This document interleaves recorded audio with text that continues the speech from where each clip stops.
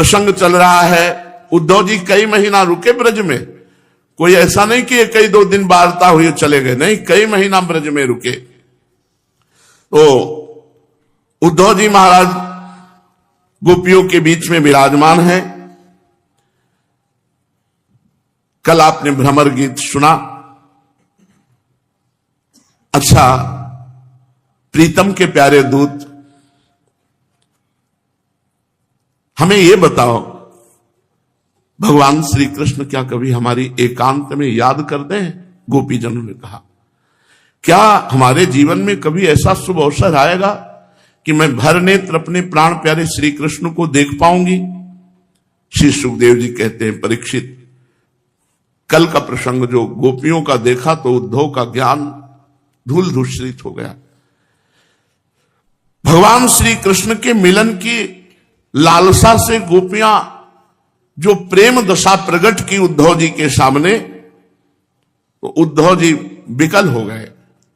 उद्धव जी ने कहा, अहो गोपियों, अहो यूयम इस्म पूर्णार्था भवत्यो लोक पूजिता वासुदेवे भगवती यासा मित्यर्पितम मना। अहो तुम कृतकृत्य हो गई हो, गोपियों तुम कृतकृत्य हो गई हो, पूर्ण काम हो गई हो, तुम्हारा जीवन सफल है। हे देवियों, तुम सारे संसार के लिए परम पूजनीय हो गई हो, क्योंकि तुम लोगों ने इस प्रकार भगवान श्री कृष्ण को अपना हृदय, अपना सर्वस्व समर्पित कर दिया है। दान व्रत तपो होम जप स्वाध्याय संयमैः श्रेयोभिर्विविधैश्चान्यैः कृष्णे भक्तिर्हि साध्यते।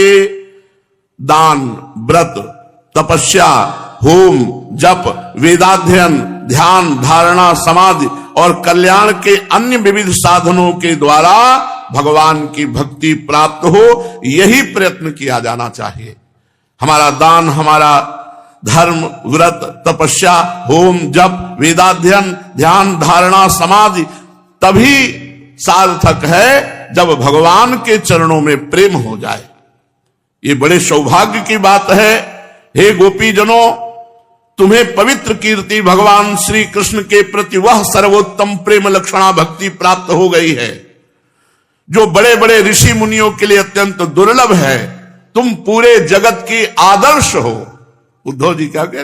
पूरे जगत की आदर्श हो, तुम्हें वो स्थिति प्राप्त है जो बड़े बड़े ऋषि मुनियों के लिए भी अत्यंत दुर्लभ है।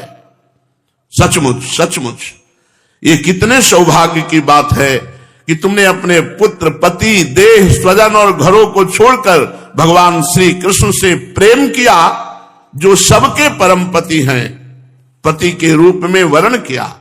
जो सबके परम पति हैं, उनको पति के रूप में वर्ण किया। धन्य है तुम्हारा जीवन। दिष्ट्या पुत्रान पतीन देहान स्वजनान भवनानि च हित्वा व्रणीत यूयम यत् कृष्णाख्यम पुरुषम परम। हे गोपीजनों, अभी अभी तुम लोगों का वो भाव मेरे सामने प्रकट हुआ। ये मेरे ऊपर तुम्हारी बड़ी कृपा है देवियों, बड़ी दया की जो मैं तुम्हारी स्थिति को देख पाया। मैं अपने स्वामी श्री कृष्ण का गुप्त काम करने वाला दूत हूं। तुम्हारे प्रीतम भगवान श्री कृष्ण ने तुम लोगों को परम सुख देने के लिए ये प्रिय संदेश भेजा है। वो संदेश मैं तुम्हें सुना रहा हूं। अभी तक तो आप उपदेश कर रहे थे, अब भगवान ने जो उपदेश किया वो बता रहे। भगवान श्री कृष्ण ने कहा, भवती नाम वियोगो में न ही सर्वात्मना कुचित यथा भूतानि भूते सुखम वायग्निर्जलम मही तथा हम च मनः प्राण भूतेन्द्रिय गुणाश्रय। देखो गोपियों, मैं सबका उपादान कारण होने से सबका आत्मा हूं और सब में विराजमान हूं। ये बात सब भक्तों को ज्ञान होता है। जब प्रेम प्राप्ति के पहले सबको ज्ञान हो जाता है, चाहे जिस संप्रदाय का हो, यह ज्ञान सबको होता है कि चराचर जगत में मेरे भगवान विराजमान हैं। इसलिए मुझसे कभी भी तुम्हारा वियोग नहीं हो सकता। भवती नाम वियोगों में न ही सर्वात्मना कुचित, हमारा तुम्हारा कभी वियोग हो ही नहीं सकता। संसार के सभी भौतिक पदार्थों में आकाश, वायु, अग्नि, जल और पृथ्वी, ये पांचों भूत व्याप्त हैं, क्योंकि इन पंचभूतों से ही सब कुछ बना है। ये पंचभूत ही वस्तुओं के रूप में है। वैसे ही मैं, ध्यान दो, भगवान श्री कृष्ण कहते हैं जैसे जितने पदार्थ, व्यक्ति, जड़, चैतन्य, जो भी ये शरीर, ये सब पंचभूतों से बने हैं। पंचभूत उनमें व्याप्त हैं, अर्थात पंचभूतों से ही बने। ऐसे ही मैं, मन, ये मन श्री कृष्ण है, प्राण श्री कृष्ण है, पंचभूत श्री कृष्ण है, इंद्रियां श्री कृष्ण है, और इंद्रियों के विषयों का आश्रय वो भी श्री कृष्ण है। वे मुझ में है, मैं उनमें हूं, और सच पूछो तो केवल मैं ही मैं हूं। ये शुद्ध ज्ञान। मैं अपनी माया के द्वारा भूत, इंद्री और उनके विषयों के रूप में होकर प्रकट होता हूं। माया से मैं ही पंचभूत बनता हूं, मैं ही इंद्रिया बनता हूं, मैं ही मन बनता हूं। शुरुआतें ऐसे की थी, आप ही मन हो, आप ही इंद्रिया हो, आप ही पंचभूत हो, आप ही प्राण हो, आप ही विषयों के आश्रय भी हो। भगवान कह रहे, बिल्कुल बहुत सुंदर बात समझने की है।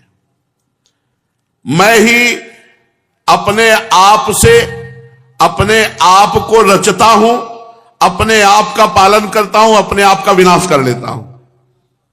बोले भगवान को दया नहीं आई, तो भगवान ही तो थे जो विनाश लीला कर रहे थे, अपने आप से अपने आप की। मैं अपने आप को समेट लेता हूं, मैं अपने आप को प्रकाशित करता हूं, और मैं अपने आप का पालन करता हूं। आनंद ही आनंद, अगर ये बात समझ में आ जाए। मैं माया और माया के कार्यों से पृथक गुप्त रहता हूं, विशुद्ध ज्ञान स्वरूप हूं। माया जड़ प्रकृति है, जीव तथा अपने ही अवांतर भेदों से रहित सर्वथा शुद्ध हूं। कोई भी गुण आत्मा का स्पर्श नहीं कर सकते। माया तीन वृत्तियां प्रकट करती है, जागृत, स्वप्न और सुषुप्ति। तीनों वृत्तियों में जो अखंड मैं जगा, मैं सोया, मैं स्वप्न देखा, वो अविनाशी मैं हूं। ये जो मैं वो श्री कृष्ण ही है। अखंड तेजस स्वरूप आत्मा, न कभी जागृत, न कभी स्वप्न, न कभी सुषुप्ति, वो एक रस है। मनुष्य को चाहिए कि वह समझे कि स्वप्न में दिखने वाले पदार्थों के समान जागृत अवस्था में जितना विश्व देख रहे हैं सब मिथ्या, स्वप्नमय है। ब्रह्म सत्यम जगन मिथ्या। इसलिए उन विषयों का चिंतन करने वाले मन और इंद्रियों को रोक ले और मानो सोकर उठा हो। इस प्रकार जगत के स्वाप्निक विषयों का त्याग करके मेरा भजन करते हुए मेरा साक्षात्कार करे। जिस प्रकार सभी नदियां घूम फिरकर समुद्र में पहुंचती हैं, उसी प्रकार मनुष्य पुरुषों के वेदाभ्यास, योग साधना, आत्मानात्मा का ज्ञान, त्याग, तपस्या, इंद्रिय संयम, सत्य, भजन, धर्म सब मेरे पास ही पहुंचते हैं। इसलिए मेरी ही उपासना करो। सबका सच्चा फल मैं हूं, मेरा साक्षात्कार है, क्योंकि सब मन को निरुद्ध करके मेरे में ही लगाते। चाहे देवी बोलो, चाहे देवता बोलो, चाहे जो नाम बोलो, सब रूपों में मेरे भगवान ही विराजमान। वासुदेवा सर्वम। गोपियों, इसमें संदेह नहीं कि मैं तुम्हारे नयनों का ध्रुव तारा हूं, तुम्हारा जीवन सर्वस्व हूं, किंतु मैं जो तुमसे इतना दूर रह रहा हूं उसका कारण यही है कि तुम निरंतर मेरा स्मरण कर सको। शरीर से दूर रहने पर भी मन से तुम मेरी सन्निधि का अनुभव करो। तुम्हारा मन मेरे पास है। देखो, जैसे स्त्री का परदेश गए हुए पति के प्रति बराबर चित्त जैसा लगा रहता है, उतना आंखों के सामने पास रहने वाले पति में नहीं लगता। मान लो पास पति है तो उतना मन नहीं लगेगा, लेकिन वो पति परदेश है तो रात दिन उसी में मन लगा रहेगा। इसलिए संपूर्ण वृत्तियों से रहित संपूर्णता तुम मन मुझ में लगाकर मेरा स्मरण करोगी तो मेरे में ही सदा विराजमान रहोगी। हे कल्याणियों, जिस समय मैंने वृंदावन में शारदी पूर्णिमा की रात्रि में रास क्रीड़ा की थी, उस समय जो गोपियां स्वजनों के रोक लेने से ब्रज में ही रह गई थी, घर में मेरे साथ रास विहार में सम्मिलित नहीं हो सकी थी, वे मेरी लीलाओं का स्मरण करके ही मुझको प्राप्त हो गई। इसलिए तुम मेरी लीलाओं का चिंतन करो, मैं तुमसे मिलूंगा अवश्य, निराश होने की कोई बात नहीं। परीक्षित, अपने प्रीतम श्री कृष्ण का यह संदेशा सुनकर गोपियों को बड़ा आनंद हुआ। उनके संदेश से उन्हें श्री कृष्ण के स्वरूप और एक एक लीला की याद आने लगी। प्रेम से भर करके उन्होंने उद्धव जी से कहा, गोपियों ने कहा, उद्धव जी, बड़े सौभाग्य और आनंद की बात है कि हमारे श्री कृष्ण सकुशल हैं। दूसरी बात यह और आनंद की बात है कि यदुवंशियों और भक्तों और संतों को सताने वाला पापी कंस मारा गया अपने अनुयायियों के साथ।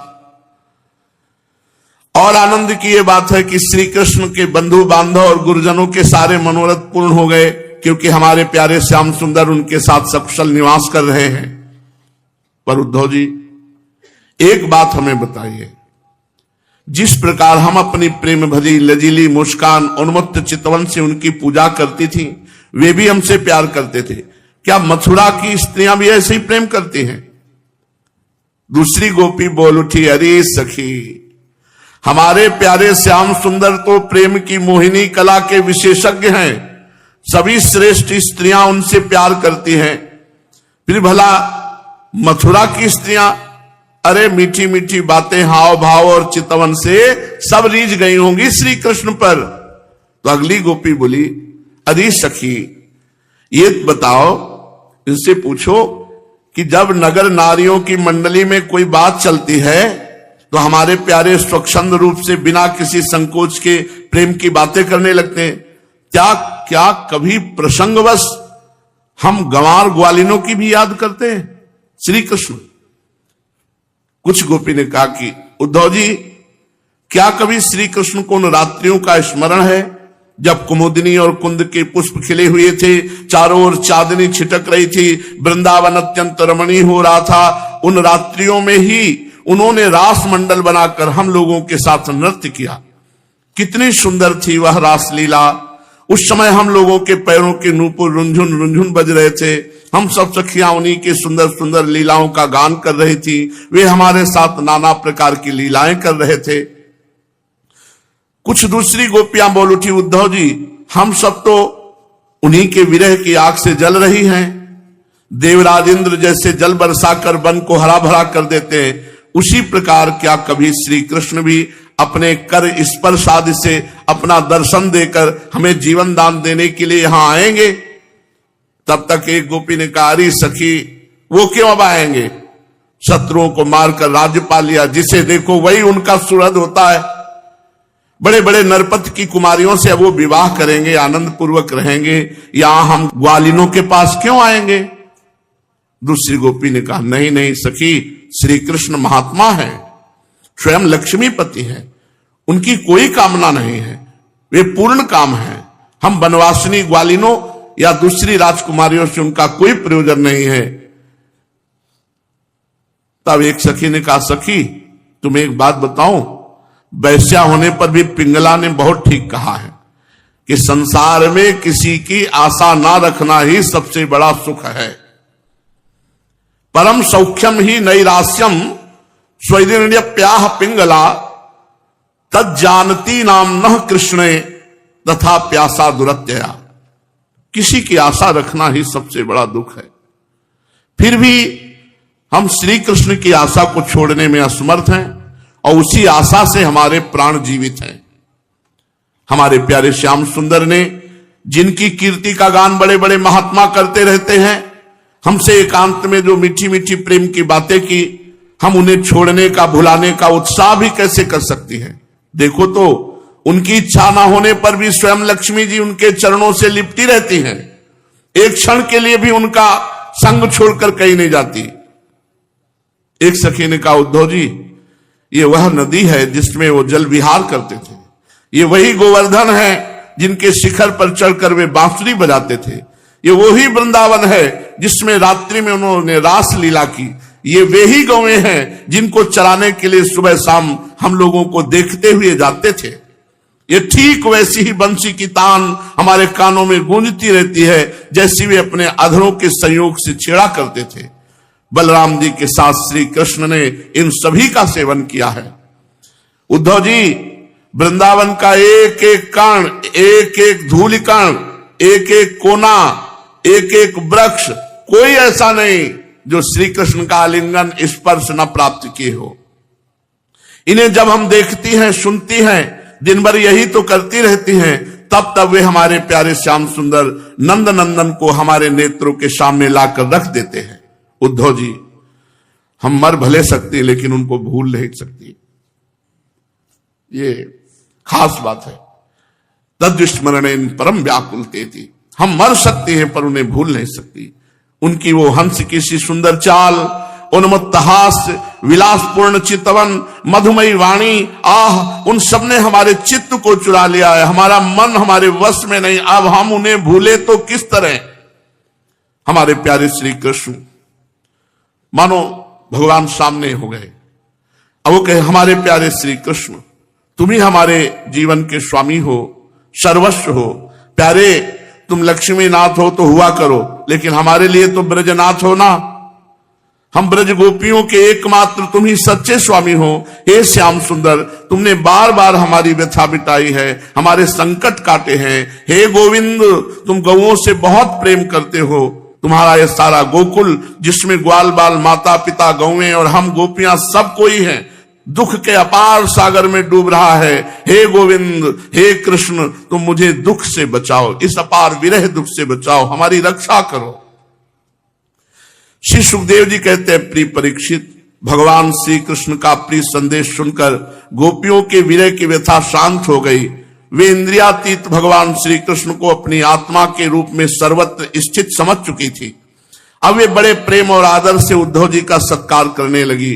उद्धव जी गोपियों की विरह व्यथा मिटाने के लिए कई महीने तक ब्रज में रहे और भगवान श्री कृष्ण की अनेक लीलाएं पूछ पूछ कर, यहां भगवान ने क्या किया, यहां भगवान ने क्या किया, ऐसे लीलाएं सुन सुन करके गोपियों को भी आनंद मगन करते। और उद्धव जी, नंद बाबा के ब्रज में जितने दिनों तक उद्धव रहे, उतने दिनों तक भगवान श्री कृष्ण की लीला की चर्चा होते रहने के कारण ब्रजवासियों को ऐसा जान पड़ा कि उद्धव जी को आए तो अभी एक ही क्षण हुआ है। भगवान के परम प्रेमी भक्त उद्धव जी यमुना के तट पर, वृंदावन, गिरिराज की घाटी और कुंज निकुंजों में गोपियों के साथ बैठकर खूब भगवत चर्चा करते, भगवान श्री कृष्ण की लीला के स्मरण में तन्मय रहते। भगवान श्री कृष्ण के प्रेम में विकल होकर के गोपिकाओं की जो स्थितियां उद्धव जी के सामने प्रकट हुई, उद्धव जी ने उन स्थितियों को देख करके गोपियों के चरणों में साष्टांग दंडवत, बार बार नमस्कार, और कहने लगे कि इस पृथ्वी पर केवल गोपियों का शरीर धारण करना धन्य हो गया, क्योंकि सर्वात्मा श्री कृष्ण में ऐसे दिव्य प्रेम, ऐसी महाभावमयी स्थिति, प्रेम की ये ऊंची से ऊंची स्थिति गोपी जनों को प्राप्त हुई। ये मुमुक्षु जनों को भी नहीं प्राप्त हुई, बड़े बड़े मुनियों को प्राप्त नहीं हुई, मुक्त पुरुषों को प्राप्त नहीं हुई। उद्धव जी कहते हैं, ये स्थिति हम भक्तजनों के लिए भी वांछनीय है, हमें इसकी प्राप्ति नहीं हो सकी। बड़े बड़े यज्ञ करने का क्या फल, कुलीनता का क्या फल, दुजाति का क्या फल, संस्कार का क्या फल, भगवान में प्रेम हो जाना। इसलिए भगवान की चर्चा से भगवान में प्रेम होता है। मैं अनेक कल्पों तक बार बार ब्रह्मा नहीं बनना चाहता, लेकिन इन ब्रजवासियों के बीच में रहना चाहता हूं, क्योंकि इनकी चरण धूलि पड़े और इनके बीच में बैठकर भगवत चर्चा करने को मिले।